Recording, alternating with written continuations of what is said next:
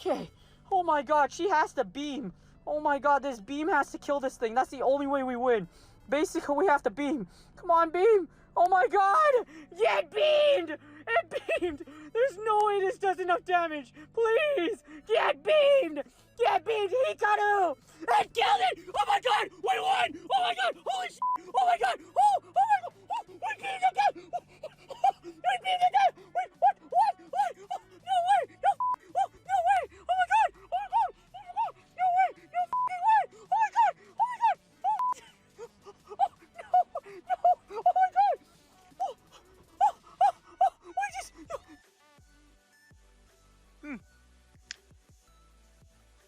Those were good.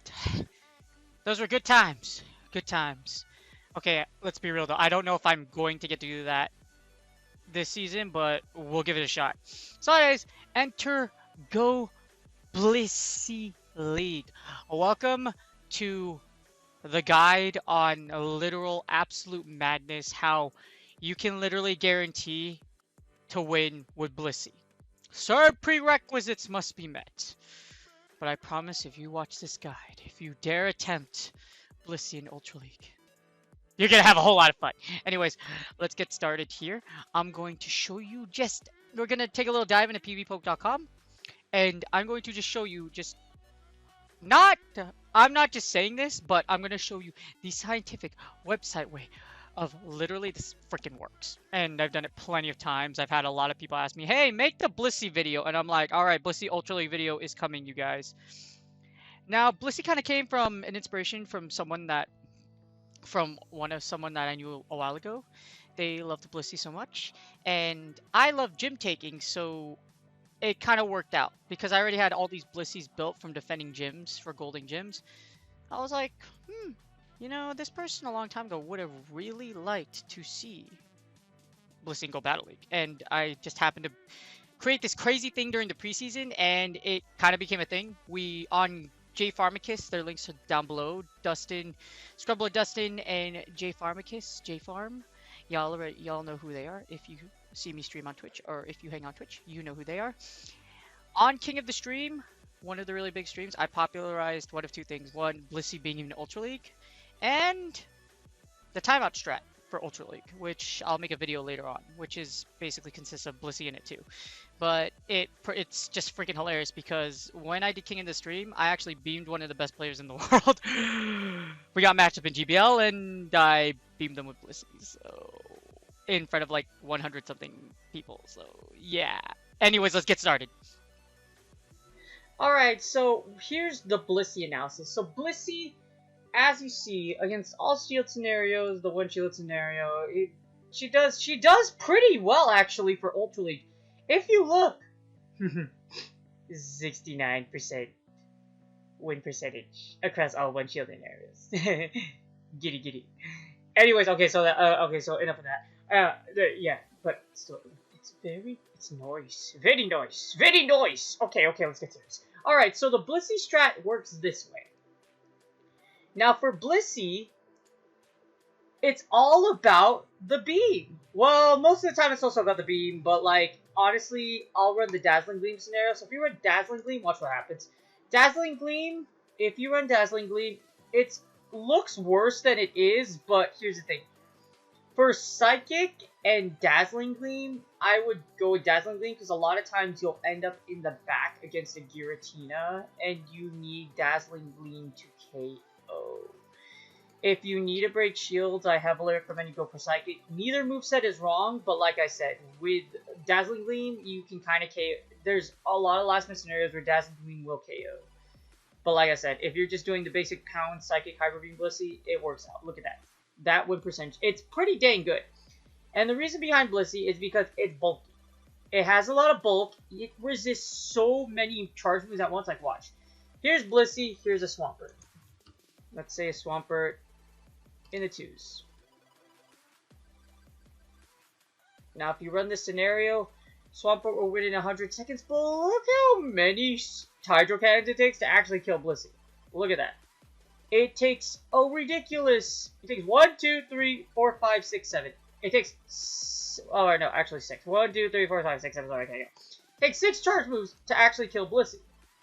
And that's assuming the 2-shield scenario. Now, here's where Blissey's 100% win condition comes in. Everyone's wondering, how is this 100% win condition happen?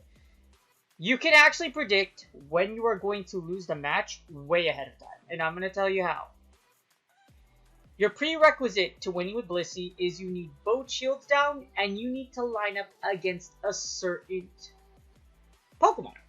For example, a lot of times when I first used this strategy in the preseason and in Season 1, a lot of times, a lot of trainers would close with Swampert. So if you look at Swampert, assume we do Hyper Beam, just Hyper Beam. So we're going to do Hyper Beam.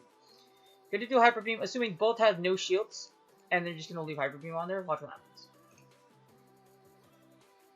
Swampert will win with only 10 HP left. So, assuming you did a little bit of damage to Swampert, so if Swampert's at half HP, watch. So if Swampert's at half, let's assume that Swampert is starting at 160 HP, as in we did a little bit of damage. Watch what Hyper Beam does.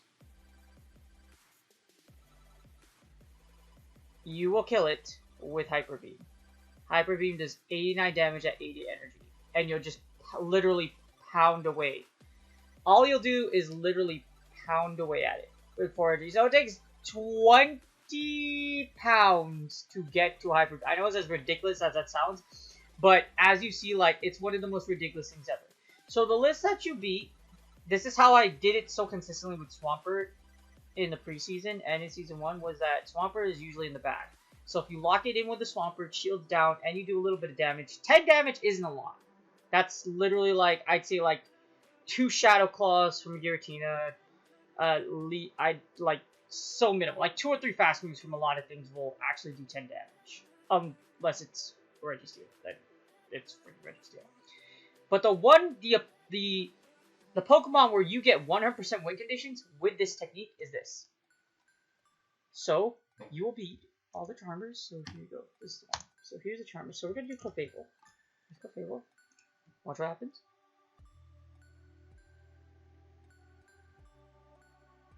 Clefable lives with the same thing. 10 HP. So, as long as you do a little bit of damage to Clefable, you will win against Clefable.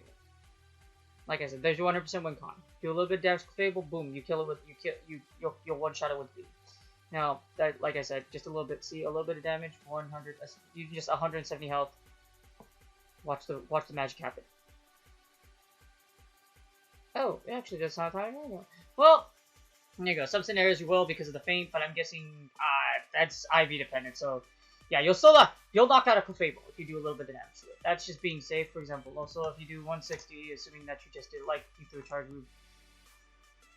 As long as you have a little bit of damage, Blissey wins. The beam will kill it. That or you'll pound it to death. Either way. But it's absolutely hilarious. So you'll kill Clefable's one of them. Next is Togekiss.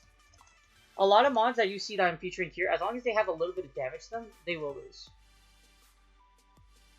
Togekiss, you will literally just beam it to death. You literally beam it to death. If you have a little bit of damage, sometimes you'll be able to end with a beam, but as you see the beam, you need 3 pounds after. But assuming that you have a little bit of damage on Togekiss, you win. That's Togekiss. So basically, almost like your popular Charmers, which is basically Clefable, your Togekiss, even the Wigs. Well, nobody really plays Wigglytuff, but if you see Wigglytuff, what happens? Wigglytuff's kind of thick on the department, but Blissey still wins with the beam. You get the Wigglytuff. Now, how about Shiftry? Blissey will beam the crap out of a poor Shiftry. Shiftry can get to 1, 2, 3, 4 Leaf Blades, and he still dies.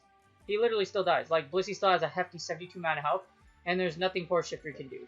I can see Shiftry being a little more popular in Ultra League, so this is another thing you can lock in. So right now we covered Clefable, we covered Togekiss, we covered the Wigs, and we covered Shiftry. Now, the starters. Swampert, you already know. Swampert already gets blasted. So Swampert will get yeeted in the back. As long as you have a little bit of damage. So, as long as you gave Swampert at least like 2 or 3 hits of a fast move, you'll kill with a beam. Now it's not just Swampert, so assuming Charizard as well. So we're gonna do this with Charizard. Now, this is just popular stars you'll see. Like, sometimes you'll see Charizard. I can see Wing Attack Charizard being a little more prominent here. But as you see, in a no-shield scenario, Blissey will be a Charizard. And even if that's the Fire Spin variant, what about the Wing Attack variant? Blissey still beats the Wing Attack variant. So both variations of Charizard will die from the beam. And it will... I mean, it does a lot of damage, but yeah, both will die from the beam. So Charizard, Swampert. Now another popular one is Venusaur. Much rather Venusaur. Poor Venusaur. So Venusaur will actually swim just like Swampert, but if you look, watch. It lives with 4 HP. So you can still kill it. You literally just need to hit it with like one fast move, and then you're good. Switch into Blissey and then beam it to death. So then there's the Venusaur. Also, Alolan Muck. What's another popular one? Alolan Muck. What happens? For Alolan Muck, poor Muck won't get to another. Well, actually, he just dies. He just dies. Poor Muck will get beamed. He does live the pounds, but look, he does get beamed. And Blissey wins in 82 seconds. So at a full HP with no shields, poor Muck will lose to the beam. That's, so look at that. That's like 8 Mons in the back. As long as you get that closer in the back, you're good. How about Articuno? Articuno. Blissey will still beam the poor Artie in the back. Alright, so I'm about to do the match outcast after this. First, I'm going to show you the teams I put together this. I love the Lapras Gira core for Blissey. Fast hitting charge moves, does its job, breaks the shields, and it does perfect at taking out a majority of the meta. Like I said, really fast, really strong, and then it lines you up with Blissey perfectly in the back. Or you can even throw Blissey in the middle. It just really depends on how the match goes. But most of the time I found a lot of success with teams like this one you see right here, the Lapras Gear core, the Articuno Suicune core. Fast hitting charge move, breaks your opponent's shields, and dominates, or if not, has a chance against a lot of the common meta in Ultra League. Now, the second team I featured, the Articuno Suicune line, I'll be doing a different one. That's actually my timeout strat team. Articuno, Suicune, Blissey. I invented the timeout strat for Ultra League, and I innovated that team during the preseason. Like, literally the first week of Ultra League, I thought about it, and it worked perfectly. With the Blissey strat and with the timeout strat, you can 4 and 5 and 0. You can 4-1 and you 5 and 0, but it takes a lot of work and it's a really difficult strategy. If you're trying to climb MMR, I definitely don't recommend it. But if you're trying to have fun and you want to try to go, and you want to have a little bit of fun and you're not trying to like tank super hard, but you want to give it a shot, you can try it. Again, don't recommend to use this if you're climbing, but it's a whole lot of fun. And it's just hilarious to use. I popularized this in the preseason, still use it in Season 1, and still somehow made rank 10, so it definitely still works. Anyways, here comes the match outcast. Like you guys said, hope you guys enjoy. These are the teams again. Lapras Gira Blissey, Articuno Suicune Blissey. Alright, here we go. We're going to get the match outcast started. Alright, here we go. Let's do this.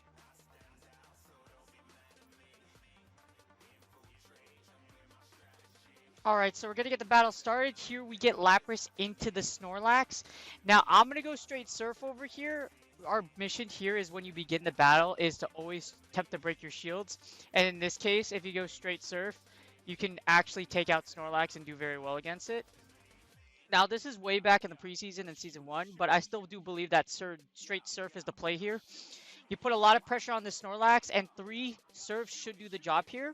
So we get 2 in, I'm going to eat all these body slams. Oh, it's a superpower, never mind. Ooh, he's brought the spicy Snorlax. So he's superpower, so that lowers him down. In this case, I'm going to shield, and then I'm going to attempt to farm down. But I actually saved my Lapras for a swap. Now we're going to Shadow Claw this down. Body slam does neutral damage. Now we have plenty of energy here to spend. Sides Ascendant, here comes my enemy's opposing Giratina. I have all this loaded energy to throw Dragon Claws. There's one Dragon Claw, and here's another one. We get the back-to-back. This is perfect. I wanted all that loaded energy because at this point we need to start breaking shields, and we do grab a shield. Now I'm going to just match my opponent's shield for shield, make my opponent believe that I really don't have anything for this gear in the back, and we're going to set up the Blissey Beams play. So as you see, we get 3 Dragon Claws off. We take 1 shield. Do we take the second one? We do take the second one. Alright, this is good. I switch back into my Lapras, and I use an Ice Beam to KO my opponent's Gira. These are 10,000 IQ plays, and we get Swampert in the bag. This is perfect. This is already GG. GG's. Conditions have been met. All shields are broken. And all we have to do is literally my opponent is going to attempt to try as hard as humanly possible, but there is nothing you can do. Whether it's Sledge, whether it's Hydro Cannon, whether it's Earthquake, my opponent loses this matchup for sure. We already ran the sim. You already know what happens. We literally just take my Blissey to Pound Town right here. We're going to pound the crap out of this poor Swampert. And in the end, the only thing that's going to happen is he's going to helplessly watch as he slowly gets pounded away into the pit of despair. And as he attempts to keep on trying to take out my Blissey, even though we already know that it is already over. There is nothing you can do. And do we get to it? We do. This is ready. He does get another Hydro Cannon off, but my Blissey will still live this. It's still going to live with a little bit of HP. As you see there, Blissey does live because Blissey is so thick. Here we go. Here comes the Hyper Beamu. Hyper Beamu, get beamed. That means Hyper Beam in Japanese. Get freaking beamed. GG, 100% win condition Blissey. Right there. That Ice Beam second was actually pretty baller. I didn't know I did that. Now we go into game 2. This is where we have featuring my timeout strat line, where we have the Articuno, Suicune, and Blissey.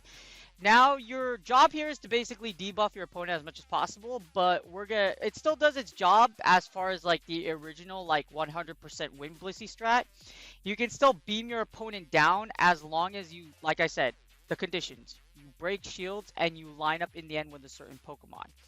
You follow those conditions and you do it right, and you actually end up being able to set up those conditions to where you can actually take out your opponent with the beam.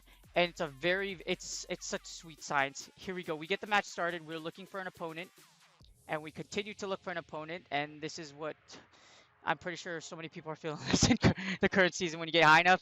There you go. We finally get one. Maxter TV. We send in the Artie. We get into a Typhlosion. Okay, so this is actually really bad. Typhlosion with Blast Burn kills, and it charges a lot, so this lead actually really hurts. But as you see over here, all I'm going to do is go straight Ancient Power. Ancient Power's chunk, so then hopefully we're going to start drawing our opponent's shields. We have Suicune in the back, so we can start Bubble Beaming you down. So here we go. Here comes the H Power. H Power is going to go off. We're going to try to get these shields. We do grab a shield, which is awesome. Do we get the boost? We do not. Now I'm just going to keep going for that Ancient Power, but I switch in attempting to try and catch a Blast Burn, which I actually fail at. But we can go for these Bubble Beams. I elect the shield here because Blast Burn would hurt and Solar Beam does KO at this range. Here we go. We do catch the beam. Sorry, I'm the king of get beamed. You're not going to be me. And bubble beams are going to hurt a lot. We pop the shield from our opponent. Now my opponent will not get to my opponent can't get to a solar beam. And I get to the bubble beam faster than my opponent because of Snarl. Snarl is such a good move with my Suicune. Now my opponent is going to switch out here. This is beautiful because you have no shield. Both shields are down. Now all I'm going to have to do is Ice Beam down. This is going to chuck so much damage to Giratina. Sorry, Gira. And then we're going to get to another one. Because Suicune's a thick boy, Suicune can tank either Dragon Claw, Ancient Power, or Shadow Sneak. In this place, my opponent goes for the Ancient Power, tries to get the boost. The boost doesn't happen. We're just going to go straight for the second Ice Beam. This kills right here. This will KO my opponent. We're killing my opponent with all the beams right now. The beam plays are where it's at. The Bubble Beam and the Ice Beam. The Ice Beam does take him out. I was hoping it would take out. Apparently it didn't. It did not. I think it was because I was at full power. Unfortunately, lose switch advantage over here, but that's okay. Because literally 1 HP and a Giratina. So we take him out with the Artie. This is okay here because the Typhlosion's going to come out and I'm going to Ancient Power because I have energy. And now whatever's in the back, as long as it's one of the Pokemon we conditioned in the 100% win condition, it's the Swampert! Let's go, baby! Now, I think what I do here is I want this Swampert to be energy dry when I send in Blissey, so I opt to take a Hydro Cannon here, and then I'm going to use the Icy Wing just to debuff my opponent. Now, the thing is here, I can hit no bubbles, but watch what happens. All I debuff, and now I'm completely safe. There is nothing my opponent can do but watch as this Swampert dies, because Swampert down one stage does little damage against Blissey no matter what you do. If you thought it was worse, like when Blissey is taking damage from a non-debuff Swampert, when one stage is down, as you saw there, Earthquake did like not even a lot, like The earthquake did like nothing. It did like literally nothing. It was embarrassing. It was embarrassing. Earthquake did nothing, unfortunately. So then we get these earthquakes are just piling up one by one. And then we get the beam. We're gonna go for the beam, boys. Here comes the beam. And then here we go again. We did a 100% win condition. Hi, bruh. Beamu! Get beamed! Swapper! GG's! Bye, Felicia. As you saw there, that's a 100% win con. I hope you guys enjoyed this video. I hope you try the strat and you guys have a lot of fun with it. Okay, the important thing is you have fun. You guys try the strat out. You have lots of fun. I hope it works out for you. You guys have a good one.